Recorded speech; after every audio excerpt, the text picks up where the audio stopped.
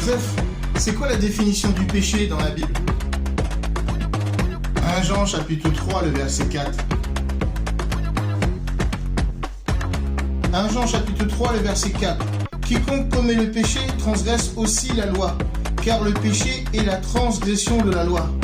Ah, le péché c'est la transgression de la loi? Mais à qui les lois ont été données?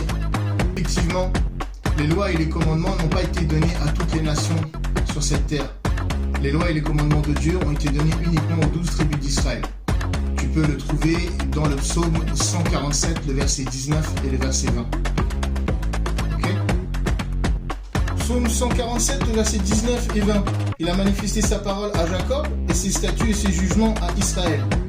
Il n'a pas agi ainsi avec aucune autre nation, et quant à ses jugements, elles ne les ont pas connus. Louez l'Éternel. Ah, j'ai compris. Donc, le péché, c'est la transgression de la loi, et les lois ont été données uniquement aux enfants d'Israël. C'est pour cela que le Christ, il est venu mourir uniquement pour les enfants, pour le péché des enfants d'Israël. Ah, d'accord. Mais... Et à propos des gentils?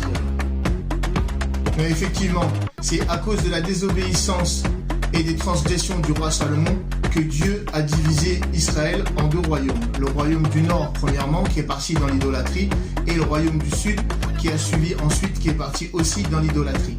Si tu lis Ézéchiel, tout le chapitre 37, tu verras que Dieu va réunir de nouveau Israël et Juda en une seule nation, sous le règne de son Fils, Jésus-Christ, le Messie noir.